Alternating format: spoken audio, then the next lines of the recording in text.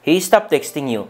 Di na siya nagpaparamdam sa'yo. So, solusyonan natin sa video na ito. Ano ang mga dahilan at ano ang dapat mong gawin. But anyway, disclaimer, hindi po para sa lahat ito. Pero kung sa tingin mo ay pwede sa'yo, i-apply sa relationship nyo, then panoorin mo hanggang sa last part. I believe may empower ka. Mas magiging better yung mindset mo, the way you see life, the way you see your partner. And I know na maging mas better ka na tao. So, let's go.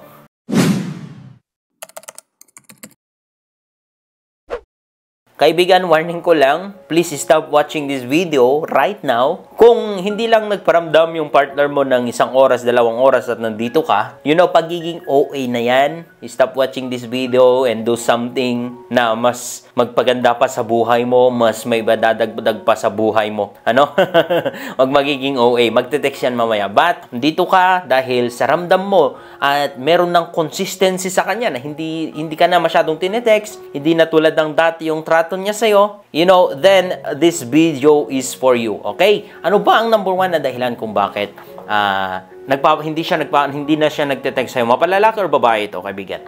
Of course, unang-una sa lahat, ay busy. Busy sa trabaho, busy sa buhay. You know, hindi lang naman umiikot sa relationship ang buhay natin. Of course, may mga bagay na inaasikaso tayo ng dahilan kung bakit nawawalan tayo ng time sa partner natin, but it doesn't mean na hindi ka mahal. So, yun yung dapat mong alamin, especially kung seaman yan, especially kung walang signal sa pinupuntahan nila. Of course, huwag mo masyadong pinapalaki ang mga problema na dapat nakukuha lang sa pag-iintindi. You know, intindihan mo na lang. So, maaaring busy lang sa trabaho. Isipin mo na naman, so mas mahal ako sa trabaho ko. No, kaibigan, abang tumatagal ang buhay, you know, lalo-lalo na kung mag-asawa kayo, be practical. Ano po? Yun yung isang way, especially kung lalaki, na ipakita niya ang pagmamahal niya sa'yo, kung busy siya sa kanyang trabaho in order para makapag-provide sa'yo. Gusto mo ba palagi yung lalaking 100% or from time to time may time sa'yo, pero he cannot able to provide for you? It's up to you. Pero trust me, if that man is that busy sa kanyang work, busy na mag-isip, gumawa ng mga bagay to provide for you and your family, then he loves you. Sabi ko kanina, sometimes may mga issue na it's just a matter of understanding ang solusyon. Intindihin mo. Okay? Number 2, kailangan niya ng space. Space, why? Dahil nagsawa. Dahil, you know, lagi ko nga sinasabi sa inyo, kung palaging lechon yung inuulam nyo, kahit masarap sa una, pangalawa, pangatlo, pero kung palagi na lang, magsasawa ka. So, may time na gusto mong magpahinga muna. Gusto mo ng me time in order para ma-realize mo or in order para, you know, nagkaroon din ng time sa sarili mo para ma-miss ka niya. You know, sometimes that is good. That is healthy sa relationship. Ang me time. Healthy sa relationship ang, you know, i-spend mo din yung time mo sa ibang tao, sa mga kaibigan mo. You know, kung talagang mahal ka, hindi yan maghanap ng iba. Wala kang palaging matakot. Kasi kung palaging kang natatakot na baka maghanap siya ng iba, chances is that sasakalin mo siya. Chances is that pagbabawalan mo siya, masasakal siya, magiging toxic ka sa relationship at hindi magiging healthy yung relationship nyo. Kung gusto mo, kaibigan, na maging healthy yung relationship nyo, yan, pabayaan mo lang. Talagang normal sa tao ang magsawa. You know, bigyan mo lang siya ng time, panahon, para express niya din yung sarili niya sa nature, sa ibang bagay.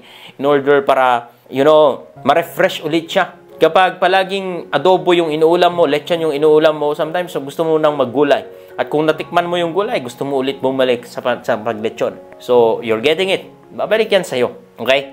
And number 3, na pinakamatinding dahilan, of course, meron siyang kabit. Meron siyang iba. Meron siyang inaatupag na iba. And itong mas delikado or mas pangit na pakinggan, you know? Kasi what if nagsawa talaga siya sa'yo at naghanap ng iba? Hindi kita binabigyan ng hindi magandang thoughts, you know?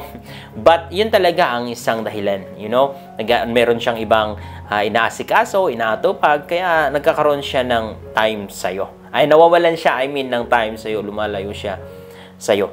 Okay? And last but not the least, maybe he's not interested talaga sa'yo. Maybe nag-ghost ka lang, maybe parausan ka lang, or maybe dahil sa wala lang siyang magawa sa buhay, kaya ka pinatulan, kaya hindi na siya nagpaparamdam sa'yo, kaibigan. So, ano ang pinaka dapat mong gawin? Okay? Yung number 1 and number 2, sabi ko nga sa inyo, just a matter of understanding ang solution. Intindihin mo na lang, makipag-i-communicate mo sa kanya kung ano ang needs mo, anong gusto mo, ayusin nyo. lagi mo siyang ipaparamdam pa rin yung love mo sa kanya. Okay, ang solusyonan natin is number 3 and number 4. What if meron na talaga siyang iba? Or what if na-ghost ka lang? Ayaw, paparausan lang, pinaasa ka lang. So, ang pinaka mainam na gagawin mo dito? Unang-una sa lahat is that wala ka talagang gagawin. As in, wala. You know what I mean? Naisabi ko to nung mga matagal na video kahit I believe last year pa. Sabi ko, do nothing. Kung ang isang lalaki umayaw sa'yo, hindi na siya nagte-text sa'yo, may dahilan yan. Walang tao na normal ang pag-iisip na bigla ka na lang na hindi chat or hindi ite-text or binabaliwala ka. May reason behind na nag-trigger kung bakit niya yon nagagawa sa'yo. And yun nga, ang sabi ko kanina, one of the reason talaga is that meron siyang iba or nag-ghost ka lang or he's not interested sa'yo. Ayaw na niya sa'yo talaga. Kaya hindi siya nagta-text or nagcha-chat. So all you need to do is to do nothing. Unang-una sa lahat na pre-preserve nito yung value mo. Hindi po sa pride, but your value mo. Sometimes kailangan dapat talaga, mandatory na bigyan natin sila ng lesson. Kasi once kasi na hinabol mo yon, once kasi na ikaw yung nagmumukhang kawawa pa sa paghahabol sa kanya, pagre-reach out sa kanya, gagawin mo lahat, tanungin mo ang lahat para lang malaman kung bakit hindi na siya nagpaparamdam sa'yo. Yet, alam mo naman na safe siya. Yun ang dapat mo consider. What if hindi na talaga siya safe? What if may nangyari na sa kanyang masama? But my point here is that nakikita mo sa social media na that he's okay. So, all you need to do is stop doing anything para sa kanya. Stop considering him sa araw-araw na buhay mo. Pag good morning, pag good night, kung hindi ka naman, wala naman na siyang pakialam sa'yo, stop doing it. Stop. That's nonsense. It is better na the best thing to do is to do nothing. Kasi in that way, marirealize niya na, teka lang, bakit hindi niya ako habulin? Teka lang, bakit hindi na siya nagpaparamdam? Teka lang, di ba, palagi niya akong good morning? So, ang chances is that magre-reach out sa sa'yo. Ang chances is that andun pa din yung value mo. Ang chances, andun pa rin yung halaga mo. Ang chances na preserve pa rin yung dignity mo. And don't chase after a person who doesn't care about you. Kasi kung mahal ka, gagawin niya ang lahat para malaman mo kung bakit hindi na siya nagte-text. You know what I mean? Gusto niyang isigurado, ayaw niya na nagwo-worry ka. Kasi mahal ka niya eh. At kung mahal mo isang tao, ayaw mo na nagwo-worry. Ayaw mo na napapaisip siya kung ano. So, sasabihin niya siya kung bakit. Pero kung wala, it means wala siyang pakialam sa'yo. It means he's not or she's not worthy na pahalagahan, na habulin, na itago sa puso. So, yun ang pinaka-dapat mong gawin is to do nothing. Stop. Don't chase. Stop. Don't text. Please, stop. Don't ask people na kilala siya kung bakit. Pa-update nga, pa-update. Ikaw din lang ang kakawawa. Ikaw din lang mai-stress. I-train mo yung isip mo. At yun ang number 2. I-train mo yung isip mo na kalimutan siya at mag-focus sa iba. Forget the past. I-train mo yung isip mo na merong mas better na para sa'yo. Because you are born for something better, for something good. You are blessed to bless other people. So, meron ka pang mas better na gawin than waiting, than dyan na nagmumukmuk o umiiyak o nalulungkot. Kaibigan, please, mag-focus ka sa ibang bagay. Mag-focus ka sa skills mo. Mag-focus ka. Huwag mo masyadong siyang isipin. Kalimutan mo na. I-train mo yung utak mo. It's just a matter of time. Sa una lang yung masakit. Sa una lang mahirap. Pero kung tinetrain mo, ito dapat yung skill na meron tayo is to control our mind kung anong iniisip niya. Alam ko mahirap, masakit, pero trust me, sa una lang yan. I-train mo yung isip mo na mag-focus sa ibang bagay. In that way, makakatulong. Para hindi siya yung palagi mong hinihintay, para hindi siya yung palagi mong tinatawagan, Hindi ko sinasabing maghanap ka agad ng bago para magpapaligaya sa'yo. Hindi yan ang magiging solution. Nagdadagdag ka lang ng another problem sa buhay mo. So, mag-focus ka sa ibang bagay, sa schooling mo, sa business mo. And that way, I believe that ma-redirect yung focus mo at hindi na lang siya yung palagi mong iniisip. Okay? So, yun yung number 2 na dapat mong gawin. Number 3, of course, is that iwan mo yung phone mo. Iwan mo kung anuman ang mga bagay na nagre-remind sa kanya. or may mga lugar na kung saan kapag nakikita mo is that nare-remind or naalala mo siya, huwag mong puntahan. Hanggat maaari, umiwas ka. Hanggat darating sa point ng buhay mo na kapag nakita mo na yung mga bagay na yon, nakita mo yung mga lagwar na yon, is that hindi ka na nasasaktan. Then, it means naghilom ka na. Pero kung hanggang masakit pa, then lumayo ka. Parang sugat ba?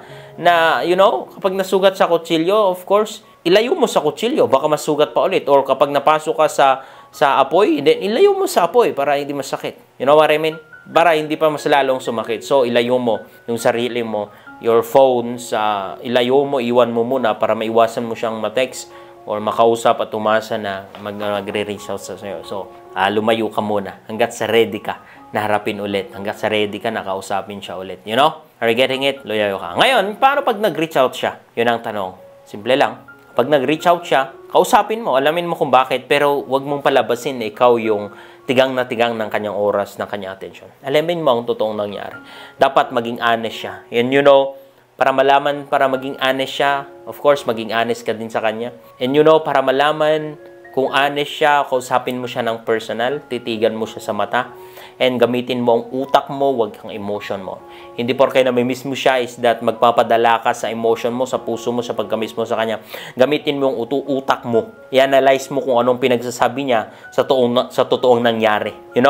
We should have the ability na mag-analyze ng situation. Analyze mo.